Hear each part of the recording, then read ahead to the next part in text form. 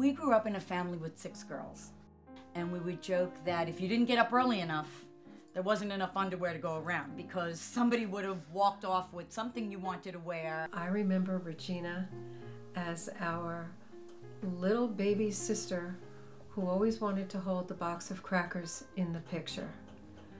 And unless she could have a box of crackers with her, she didn't want to participate in the pictures when we were young. It was beautiful if you saw us all together, but the fights were also wonderful, but hair pulling and scratching and all this kind of stuff. Fast forward to the 1990s. Instead of having a box of cookies at her side, Regina armed herself with everything that would make her spiritually stronger. Regina went to law school in her 30s, which was, very unusual at that time. She had a full-time day job, and she decided that she wanted to do more. About 6 years into her diagnosis, Regina set another goal, that she was going to be a judge. She was very definite in her goals and made them known.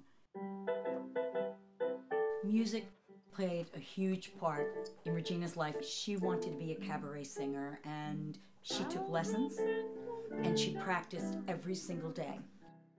Even when she was diagnosed metastatic, she still did the show. Regina said from the beginning that cancer can have my body, but it will never take my soul. And she gave that confidence to other people because, look, I can do this. I'm a cancer survivor. I'm living life. I'm wearing my lipstick, my bright earrings, and I'm carrying a new bag, and I'm going to work every day. And that's what it's all about. It's about living. It's not about your last day. It's about every day. I want to come to work. And the reason I want to come to work is because I want to be a part of life. Because I choose healing, I choose life. And she chose to surround herself with beauty. And the beauty could be a new lipstick. It could be visiting with a friend. It could be going to a concert by herself. It could be taking a walk in Central Park, or feeding her dogs, or getting them groomed, or helping a neighbor. Regina loved to travel, and Regina always wanted to go to Lourdes. Well, she contacted the Knights of Malta, and through friends of the family, she was nominated to go as a patient. They take patients over, and Regina went in May, about 4 months before her death. They asked her to speak on the last night, and she spoke in front of hundreds of people.